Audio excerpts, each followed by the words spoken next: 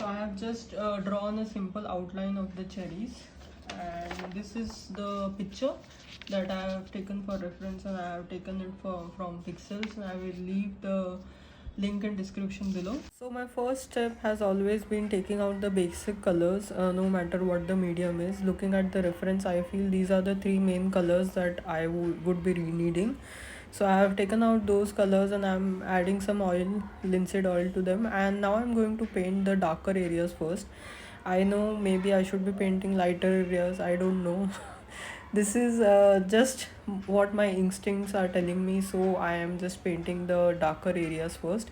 So I am going to now speed up this one because you can see in the reference that there are many darker areas and the light areas are quite less. So yeah, let me just speed this up. So now, as you can see, I'm just filling up those areas and I'm leaving apart the lighter areas deliberately. So make sure you leave those areas.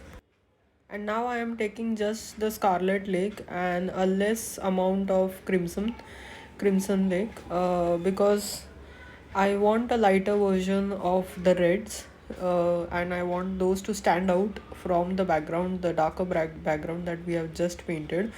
So yeah, let's do this, and I'm going to fast forward this again.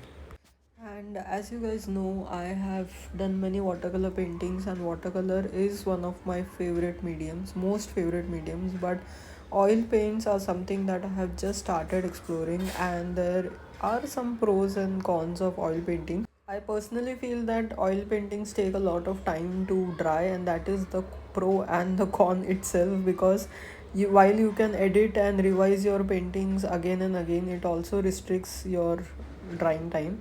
Now here in this painting I have taken the Persian blue and I'm going to mix the Persian blue with Scarlet Lake, because even though we painted the dark backgrounds, I still feel they need to be darker for the lighter shades to stand out. Because if you can see in the reference, if you see in the reference alongside, the darker areas are almost black, but I never use black in my paintings directly, so I'm going to mix Scarlet Lake and blue here. So now I'm just putting the paint over the background that we had already painted, and here if you notice, I am putting the shadows in their places, in their place, little by little. Like you can see, the cherries are not completely red, they have a shadow on them because they are stacked one upon another, so they are going to have the shadows. So, and these shadows are the things that are going to make them look realistic. And next I am going to use a lightened down version of the sap green. I have added a bit of white to it, and I am painting the branches of the cherries, and as soon as I put this down, you will see that the painting has started looking quite good and quite realistic.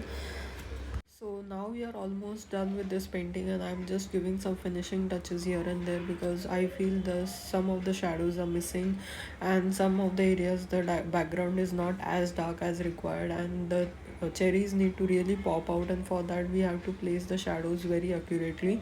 So that is what I'm doing right now here, and after this step I will be putting the highlights as well, which you'll see now. So this I'm doing with white paint, and I'm just placing the highlights as I see in the picture, and this will give the cherries a three-dimensional look because it will appear as if they are shining. And the more minute highlights you can place, the better it is. So I have placed some minute tiny dots as well, and I'm removing the tape, and I have ruined the side of it because I placed my hand there, but no issues. Use some white paint to cover this up. Painting, guys, I hope you like this painting and this video. Do subscribe to the channel if you like my videos, and I'll be posting more watercolor videos in future. So yeah, thank you, and don't forget to like, share and subscribe.